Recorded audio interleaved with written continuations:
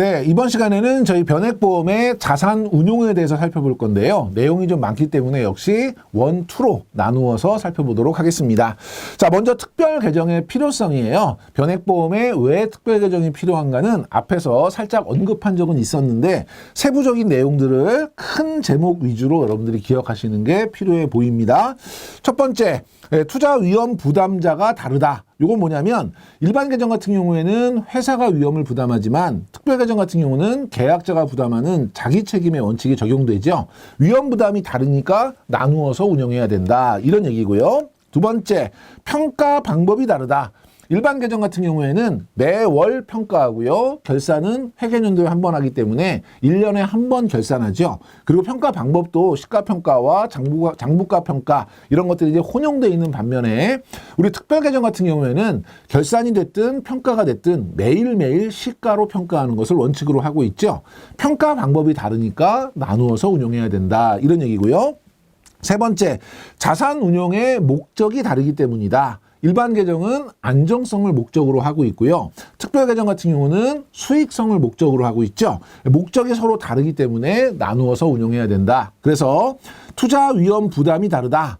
평가 방법이 다르다. 운용 목적이 다르다. 요 세 가지 기억해 주시고 다음 중 특별 계정의 필요성으로 보기 어려운 것은 여기에 제일 많이 나오는 것 중에 하나가 뭐냐면 자산 운용 규모가 다르기 때문이다. 이런 질문들이 가끔 출제가 되고 있어요. 여러분들 이런 것도 잘 체크해 두시고요. 변액보험의 현금 흐름에 대해서 살펴볼 건데요. 자, 변액보험은 일단 보험료가 들어오죠. 보험료가 들어오면 그 보험료에서 제일 먼저 사업비를 먼저 차감해서 일반 계정으로 가져가게 돼요. 이 사업비를 우리가 계약 체결 및 계약 관리 비용이라고 부르죠. 그래서 여기에는 나눠져 있죠. 우리 신계약을 받기 위한 계약 체결 비용이라는 것이 있고요. 그 다음에 유지를 위한 계약 유지 비용이라는 것이 있는데 유지 비용은 저희가 두 개로 나누고 있죠. 납입 중 유지 비용하고 그 다음에 납입 후 유지 비용 두 개로 지금 나누어 있고요. 여기에 세 번째로 수금비에 해당하는 기타 비용이라는 것이 있어요. 그래서 저희가 원래대로 하면 보험료가 들어오면 그 보험료에서 사업비를 먼저 떼야 되는데 납입 후 유지비용 같은 경우는 납입 이후에 사용하는 사업비이기 때문에 미리 저희가 가져올 수 없고 특별 계정으로 넘겼다가 계약 해당 일에 가져오게 되는 거죠. 그러면 실제로 들어가는 특별 계정으로 투입되는 그런 돈은 사업비가 아닌 순수한 보험료, 순보험료죠. 이 순보험료는 위험보험료와 저축보험료로 나누게 되고요. 그 순보험료하고 납입 후 계약 유지 비용이 특별계정으로 넘어가요. 그래서 여기 보시면 순보험료와 납입 후 계약 유지 비용이 넘어가는 거죠. 넘어가서 보험기간이 경과가 돼서 계약 해당일이 되면 한 달, 예를 들면 월납 같은 경우는 한 달이다. 그럼 한 달 동안에 아무런 사고가 일어나지 않았다. 그럼 위험보험료는 자기 할 일을 다 한 거죠. 그리고 납입 후 계약 유지 비용도 할 일을 다 한 거예요.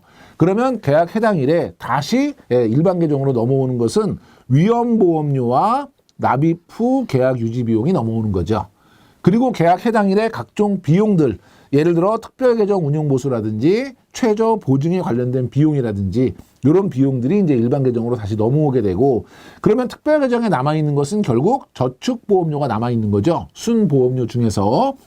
그것이 주식, 채권 이런 다양한 자산에 운용되면서 운용 수익이 다시 적립금으로 들어오게 되고 사망을 하시게 되면 사망보험금, 중도 해지하시게 되면 해지 환급금 이런 것들이 지급된다.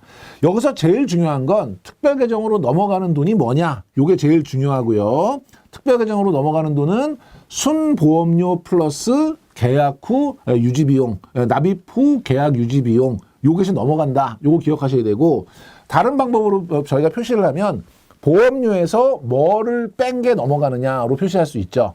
보험료에서 사업비를 먼저 빼야 되는데 계약 체결 비용하고 납입 중 계약 유지 비용 그리고 기타 비용을 뺀 나머지가 넘어가는 거죠.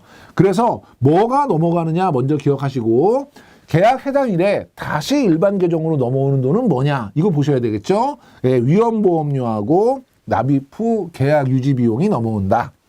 요 두 가지만 여러분이 확실하게 기억해 주시면 되겠습니다. 자, 뒤에 보시면 특별계정 투입 보험료는 순보험료하고 납입 후 계약 유지 비용이 특별 계정으로 투입된다. 이걸 다른 말로 표시하면 납입보험료에서 계약 체결 비용, 납입 중 계약 유지 비용, 기타 비용을 합친 것을 뺀 것이다. 이렇게 표현할 수 있는 거죠. 그래서 여러분 이 두 개 잘 기억해 주시고 밑에 우리 지문에 보시면 계약자가 납입한 보험료는 전액 특별 계정으로 투입되어 운용된다. 틀린 거죠. 특별 계정으로 투입되는 건 순보험료와 납입 후 계약 유지 비용만 투입된다. 다시 한번 정리하시고요. 특별계정 투입보험료는 매일매일 실적 배당률로 적립이 되죠. 요거 이제 매월로 가끔 이제 지문에 나오기도 하고 실적 배당률로 적립이 되는데 공시이율로 적립된다. 뭐 이런 식의 이제 문제도 나오기도 합니다. 그래서 여러분이 매일 실적 배당률이다. 기억해 주시고 밑에 보면 매월 계약 해당일에 해당 월의 자연식 위험보험료와 납입 후 계약 유지 비용의 다시 일반 계정으로 차감된다. 그 얘기는 이제 보험 기간이 경과됐으니까 자기 할 일을 다한 위험보험료와 납입 후 계약 유지 비용이 다시 넘어오는 거죠. 이럴 때 위험보험료는 자연식 위험보험료. 우리 생명보험 모집인 시험에서 여러분 공부하셨지만 자연식 위험보험료는 나이를 먹을수록 계속 증가하죠.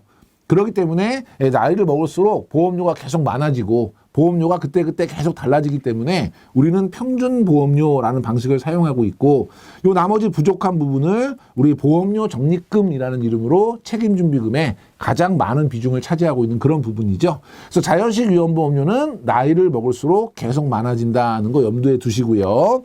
자, 밑에 보시면 연령이 높아지면 자연식 위험보험료는 어때요? 증가하죠. 그림에 제가 보여드린 것처럼 그러면 지금 이제 특별계정으로 순보험료하고 납입 후 계약 유지 비용이 넘어갔다가 이제 보험기간이 경과하게 되면 계약 해당일에 위험보험료 그중에서도 우리 자연식 위험보험료하고 납입 후 계약 유지 비용이 다시 넘어오잖아요. 그런데 이 위험보험료가 나이가 많아질수록 계속 커져요. 그러면 넘어오는 돈은 계속 어떻게 돼요? 많아지겠죠. 그러면 특별계정에서 운용되는 돈은 어떻죠? 예, 적어지겠죠. 그래서 특별계정의 투입보험료는 감소하게 됩니다. 요거 자연식 위험보험료는 나이를 먹을수록 감소한다거나 아니면 증가하기 때문에 특별계정 투입보험료도 계속 증가한다거나 이런 식으로 바꿔서 문제 많이 내고 있거든요. 그래서 위험보험료는 나이를 먹을수록 증가하고 그렇다는 건 특별계정에서 차감되는 돈이 계속 많아지는 거니까 특별계정 투입보험료는 계속 감소한다. 기억해 주시고요. 시험에 특별계정 투입보험료는 증가한다. 틀린 지문이고요. 다만 변액연금과 같은 저축성 상품의 경우에는 사망보험금 자체가 작잖아요. 사망보험금이 작다는 건 위험보험료가 작다는 거예요. 똑같이 변액연금이나 변액유니버셜보험 적립형 같은 경우에도 자연식 위험보험료는 연령이 증가할수록 증가해요. 그러니까 차감되는 돈은 계속 많아지는데 이 저축성보험은 원래 기본보험금이 작아서 위험보험료 수준이 굉장히 미미하죠. 그러다 보니까 빠져나오는 돈이 늘어난다 하더라도 비중이 워낙 작으니까 특별계정의 투입보험료는 계속 증가한다는 거예요. 그래서 이것도 여러분이 같이 저축성 상품 같은 경우는 다른 것이 아니라 똑같이 연령이 증가할수록 자연식 위험보험료는 증가한다. 그래서 빠져나오는 돈은 계속 많아진다. 그런데 위험보험료 자체가 비중이 굉장히 미미하기 때문에 특별계정에 운용되는 적립금은 계속 커진다. 이렇게 여러분이 정리해 주시면 될 것 같습니다. 밑에 문제 보시면 특별계정 종류에 따라 특별계정 투입보험료가 변동한다. 그렇지 않죠. 투입되는 건 순보험료 플러스 계약 후 납입 후 계약 유지 비용 정해져 있기 때문에 종류와는 상관없다. 이것도 여러분 체크해 두시고요. 자, 특별계정의 운용 보수입니다. 특별계정은 적립금에 대해서 일정률로 부과를 하죠. 중요한 건 적립금의 일정률, 예를 들면 그 밑에 운영보수다. 그러면 운영보수가 뭐 0.1%다. 그럼 뭐의 0.1%냐는 거죠. 이거는 적립금의 0.1%예요. 그러면 운용성과가 좋아서 적립금이 늘어나면 보수도 많아지는 것이고 적립금이 줄어들면 보수도 작아지는 거예요. 그렇기 때문에 적립금의 일정률로 부과하기 때문에 변동된다는 거 기억해 주시고 매일매일 특별계정에서 일반 계정으로 차감이 되고 펀드 리스크 정도에 따라서 차등한다. 무슨 얘기냐면 채권 같은 경우에는 원금 손실 가능성이 매우 적지요. 그렇지만 주식은 굉장히 크지요. 그러니까 위험한 거를 우리가 운용한다 그러면 돈을 더 많이 줘야 된다 이런 뜻이에요. 그래서 리스크의 정도, 위험 정도에 따라서 차등 적용되는데 크게 4가지 정도가 있습니다. 첫째, 운용보수가 있고요. 운용보수는 특별 계정에 속한 재산을 전체적으로 운영하는 게 보험회사예요. 그렇기 때문에 그 재산을 운용 관리하는 보험회사가 가져가는 돈, 요거를 저희가 운용보수라고 하고요. 두 번째, 투자 1인 보수가 있는데 여러분 그 1장에서 우리 자본시장법에 금융투자업에 투자 1임업자 기억나세요? 요게 뭐냐면 단독 운영하는, 그러니까 자금을 모아서 운영하는 게 아니라 개인의 돈을 운영하는데 자문만 해주면 투자 자문업자, 맡아서 운영해주면 투자 1임업자. 기억나시죠? 변액보험은 계약자 여러분이 돈을 내기 때문에 집합 운용이라고 생각할 수 있지만 사고가 나면 보험금 누가 지급해요? 보험회사가 지급하잖아요. 그러니까 보험회사가 여러 계약자의 돈을 모아서 그 적립금을 적립하고 운용회사와 1대1로 우리가 모은 적립금을 운용해 주세요라고 하는 투자 1임 계약을 체결해서 운용하는 형태예요.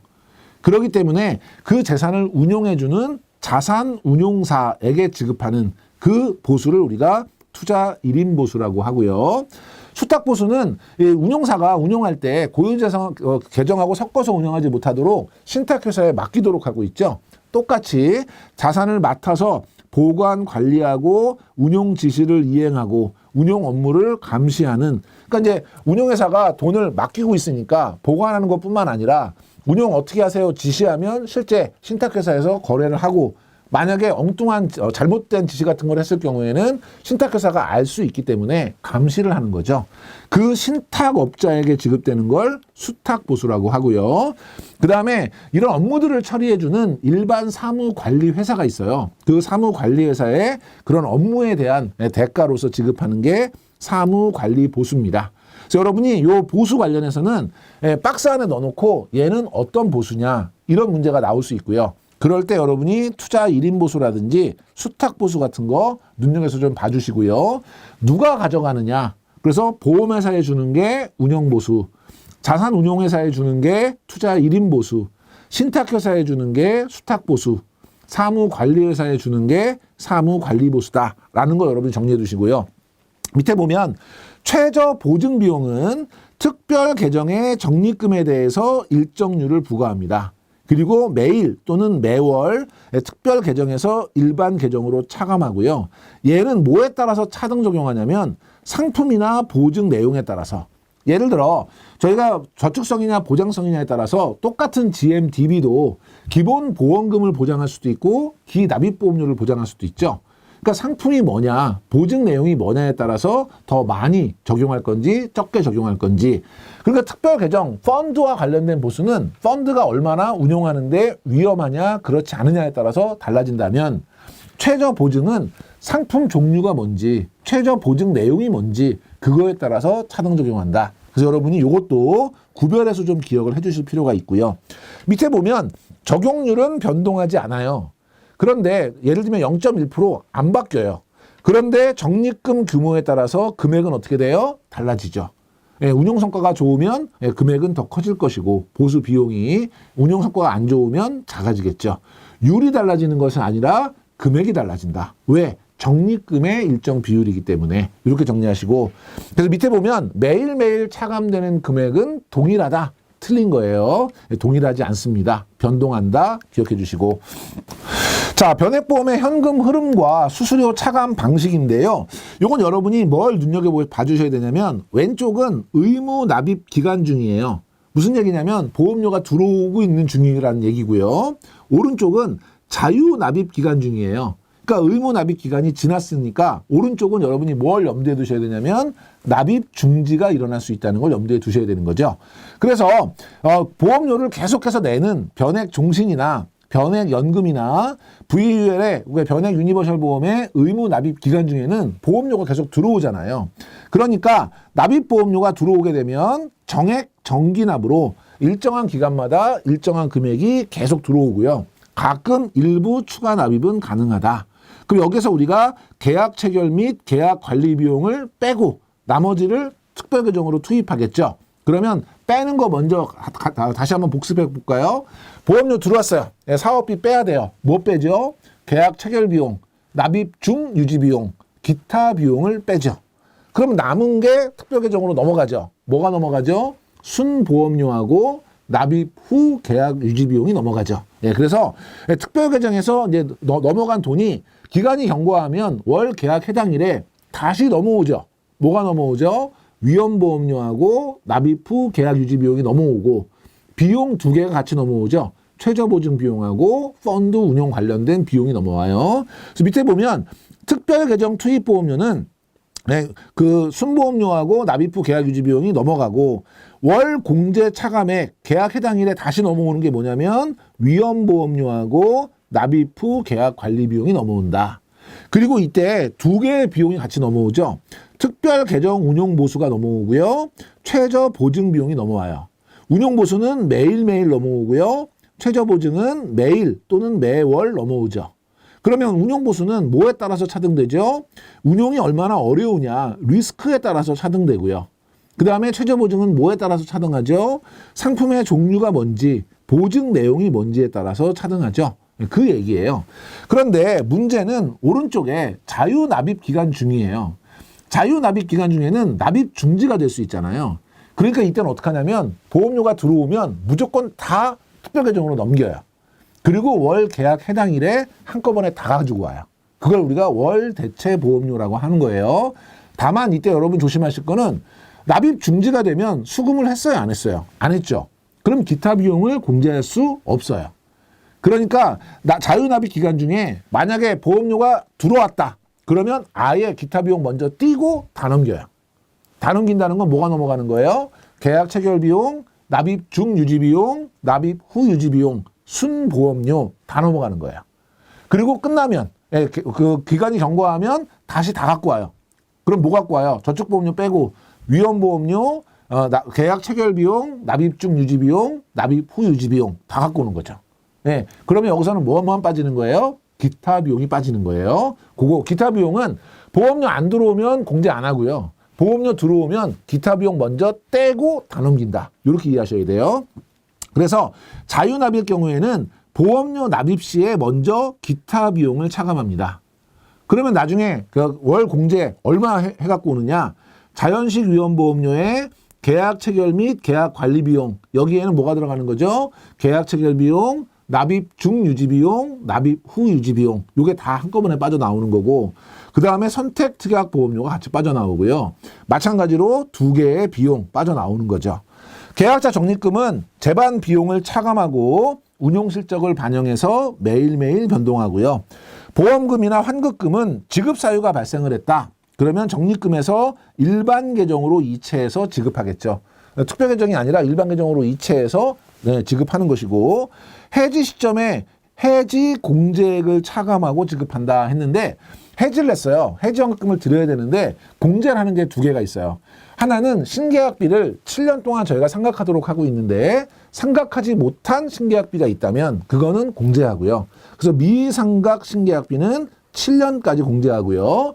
보험계약 대출을 받으셨어요. 약관 대출을 받으셨다는 얘기죠. 대출을 안 갚으셨어요. 그러면 상환되지 않은 미상환 보험계약 대출에 원리금이 있으면 그거를 같이 차감합니다. 그거를 이제 해지 공제액이라고 한다. 용어 기억해 주시고, 밑에 보면 변액 상품의 종류와 상관없이 실제 투입되는 투입보험료의 계산 방법은 동일하다.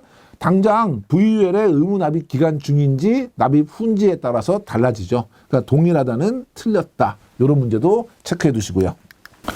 자, 특별 계정의 종류를 한번 살펴보면요. 특별 계정의 종류를 구분하는 기준은 투자 자산이 뭐냐에 따라서, 즉 주식 편입 비율에 따라서 분류가 된다라는 거 여러분 기억하시고, 주식형, 채권형, 혼합형으로 저희가 구분을 하는데요. 주식형은 주식 60% 이상, 채권형은 채권 60% 이상인데 주식형은 채권에 투자할 수 있고요. 채권형은 주식에 단 한 주도 투자할 수 없어요. 요걸 여러분이 잘 기억해 주셔야 돼요. 그래서 시험 문제에 채권형 펀드는 뭐 주식의 30% 이하로 투자할 수 있다. 10% 이하로 투자할 수 있다. 10% 이내면 우리 채권형 펀드로 본다. 뭐 틀린 거예요. 그래서 절대 주식에 투자해서는 안 된다는 거 기억하시고, 혼합형은 주식형과 채권, 그러니까 주식과 채권이 섞여 있는 형태인 거죠. 예를 들어서 주식과 채권을 섞으면 가운데 50대 50에서 만나잖아요.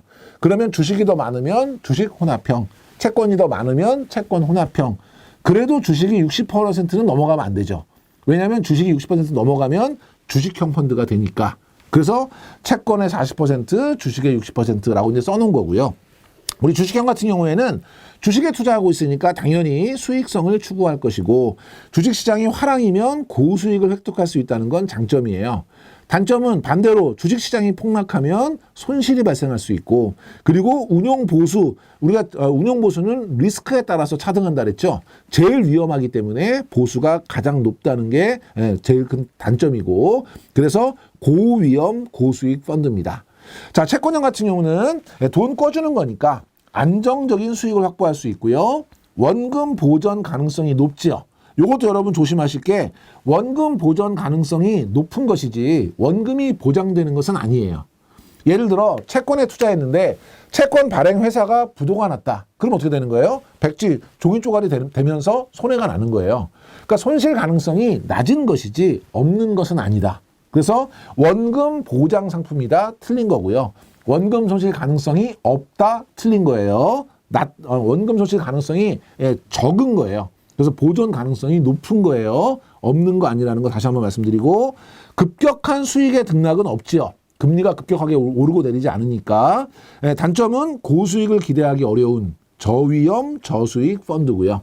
혼합형은 두 개가 섞여 있으니까요. 채권의 안정성과 주식의 수익성을 동시에 추구할 수 있고, 누가 더 많냐에 따라 주식 혼합형, 채권 혼합형 구분할 수 있고, 주식시장이 화랑일 때 주식형보다는 수익이 좀 낮은 것이 단점일 수 있다. 중위험, 중수익 펀드로 저희가 규정하고 있고요.